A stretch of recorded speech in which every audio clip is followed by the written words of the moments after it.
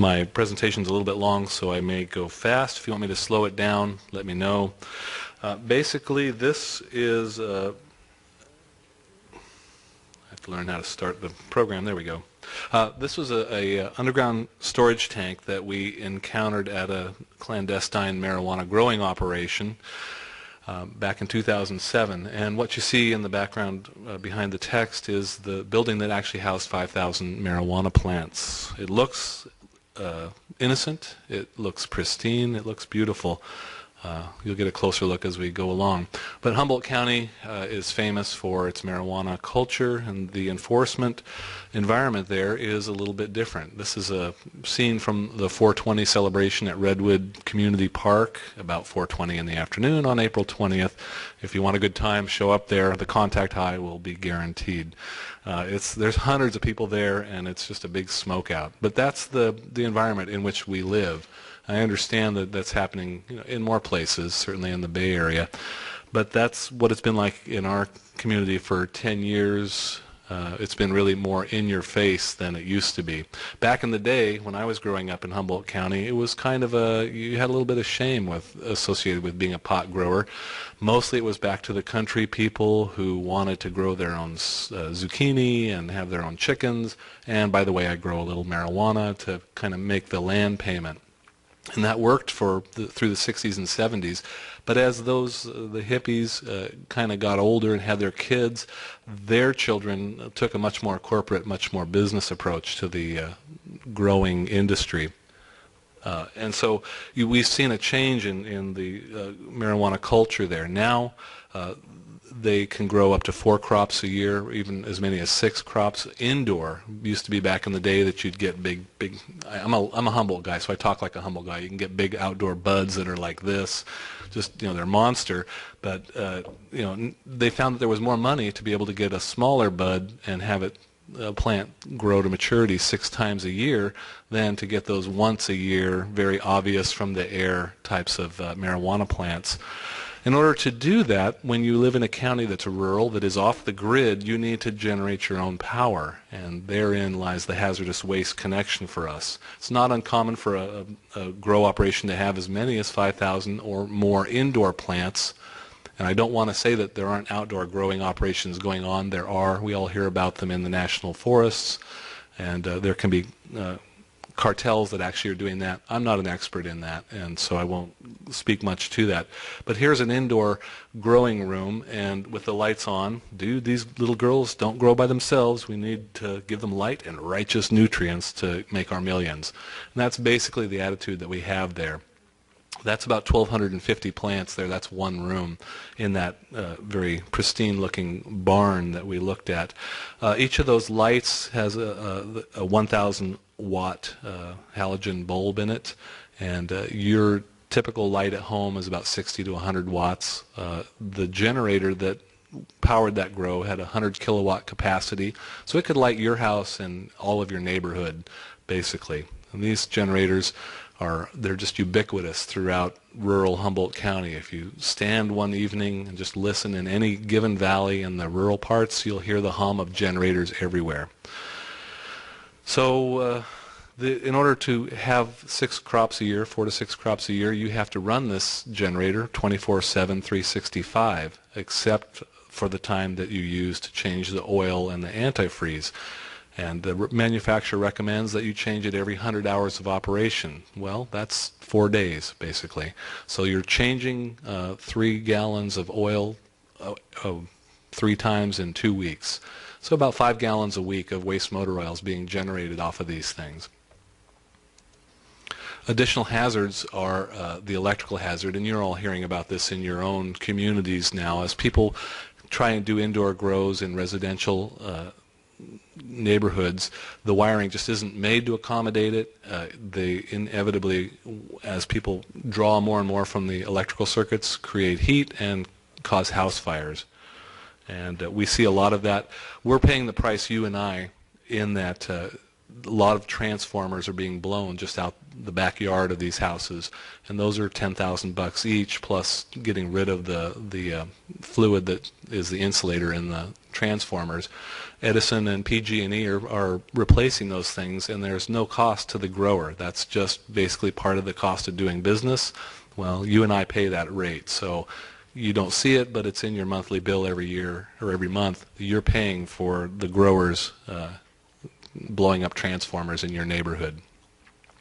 Generators will inevitably leak if they're made to operate for too long, and if you aren't a smart grower who has put down a concrete pad with containment walls in it, then you're entering my world. I will take samples and come after you for having put waste motor oil into the environment or into the rainy puddles that we have in Humboldt County with our 40 to 60 inches of rain a year.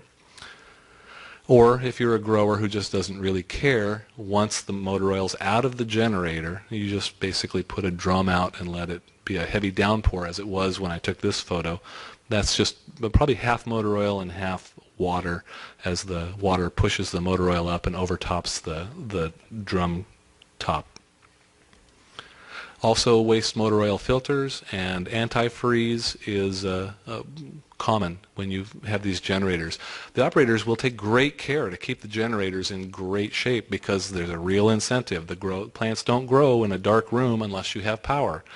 But once it's out of the machine, it's out of sight, out of mind. And this is just typical. You see this is probably 6 months worth of oil filters, and there's antifreeze there, and obviously motor oil that's just being stored haphazardly.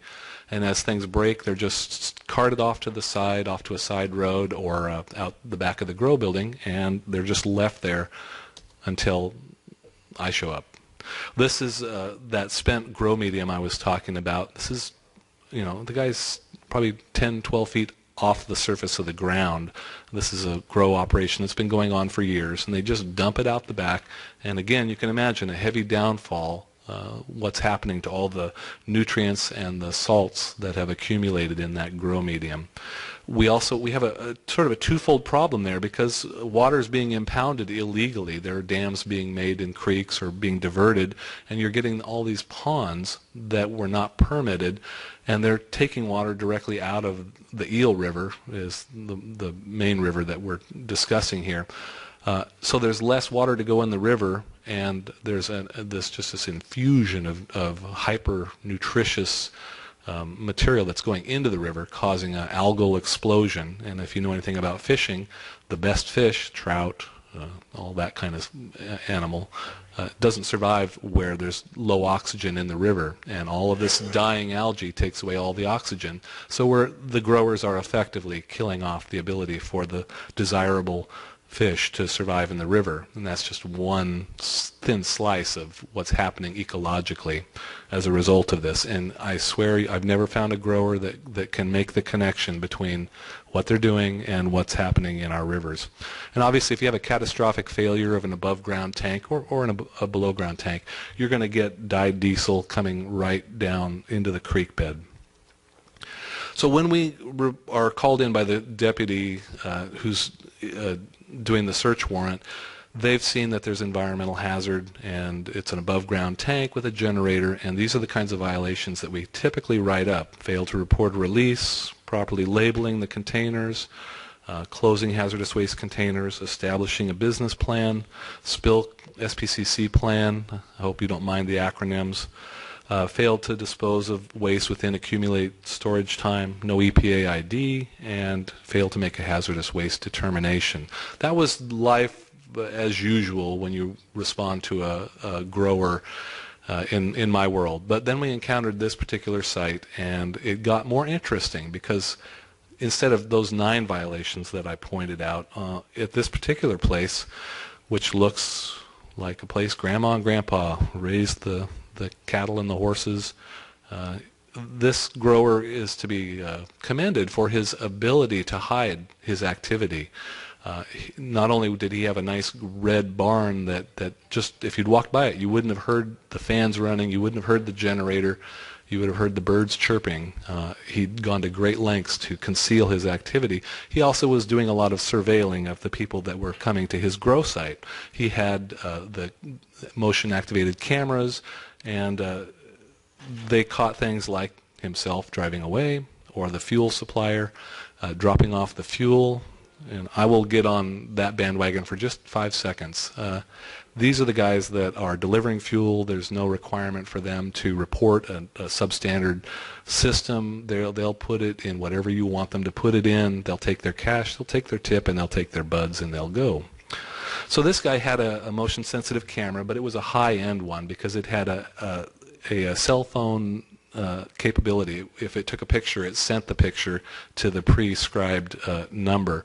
So our agents, both local and state, showed up on site and got caught, snapped, there's the photograph, sent off to email, or excuse me, to a cell phone call with a picture, and the wife of the property owner received it in my town, Fortuna.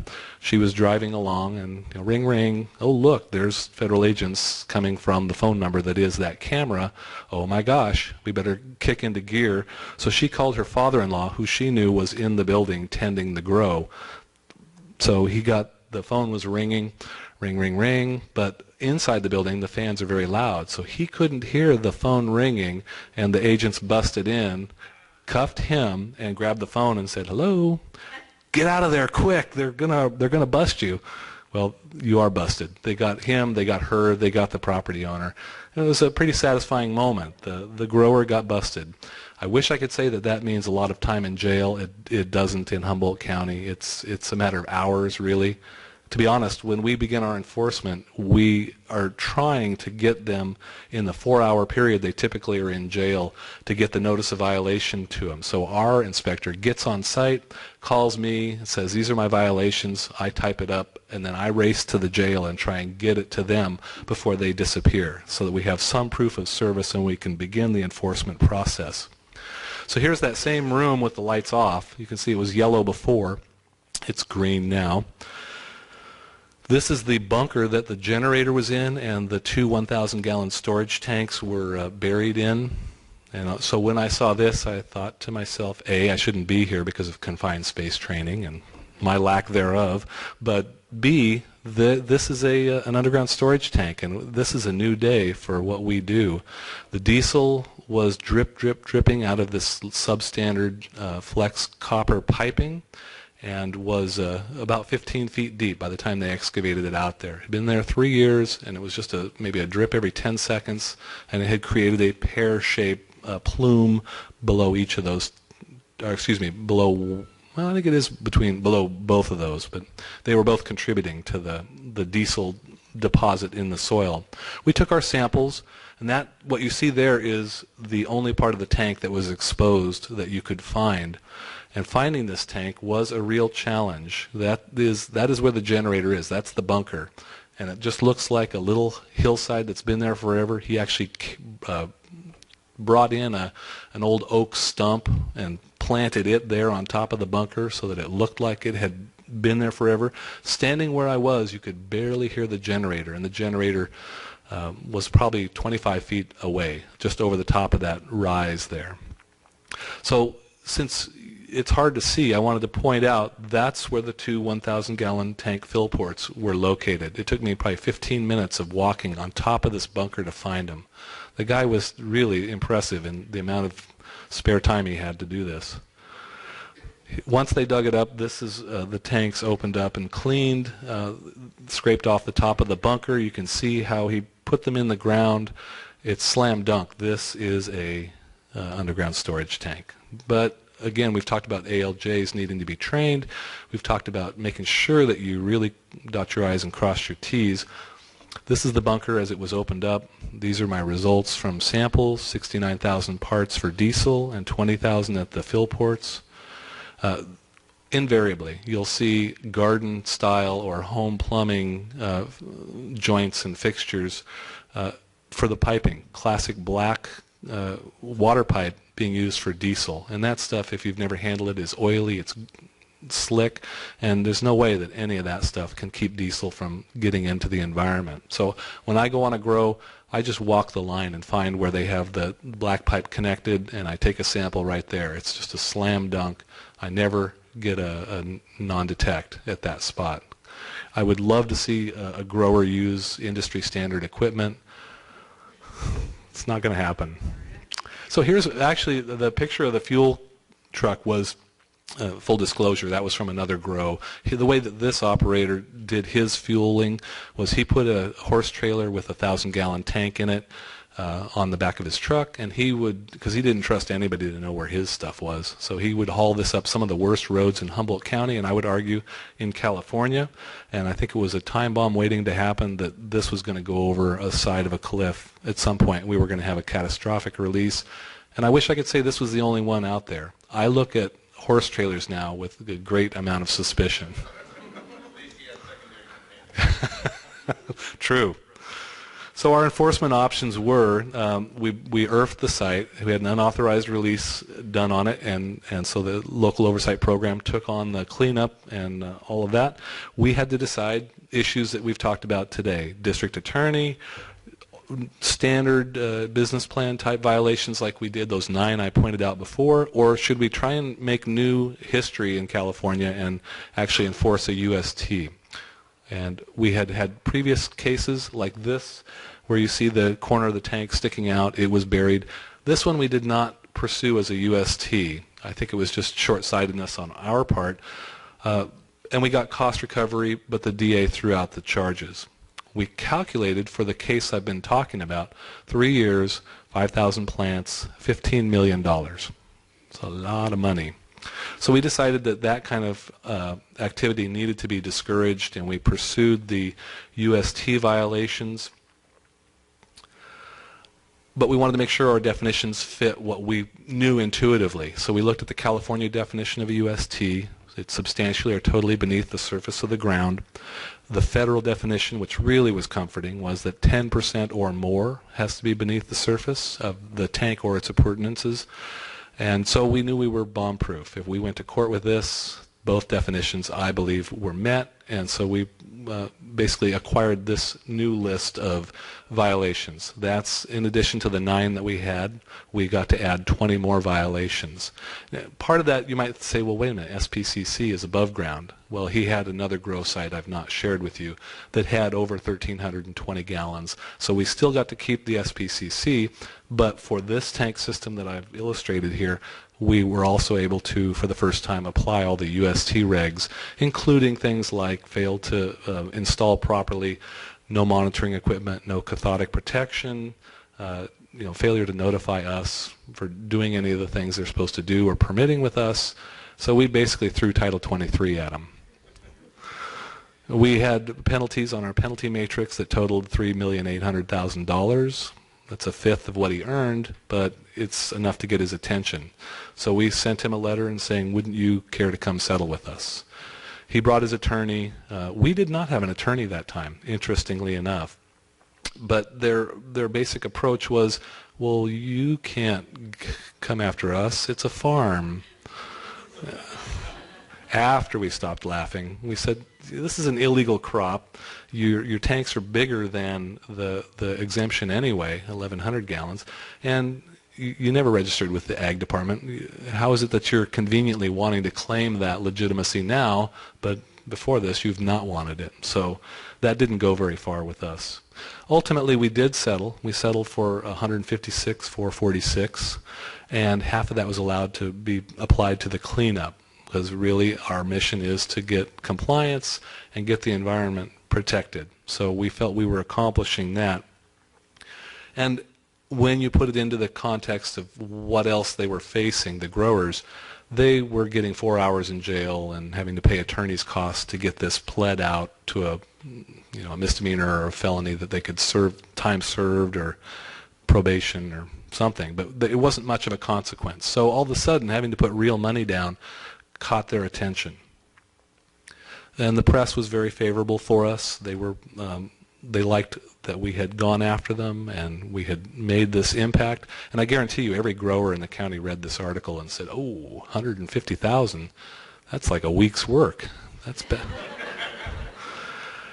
We continue to pursue marijuana-related violations, and it's a dynamic situation. They've got the best lawyers in the county, and their lawyers are always thinking of different ways to obstruct us or to minimize the impact that their clients are, or the consequences for their clients, and we are constantly trying to address that. But we're in reactive mode. They come up with an idea, we respond to it. One thing they did do right was we're not seeing tanks, as you see here, laying across a creek bed, 1,000 gallons, that if that were to fail, it would just be horrendous. They are putting tanks into secondary containers, and the result is our AEOs are much less. You know, we're not in the millions now, we're in the tens or hundreds of thousands for violations that we're seeing, and they're getting it, that it's when they do have to face us, it's a lot cheaper if they're taking active steps like concrete pads or metal containments.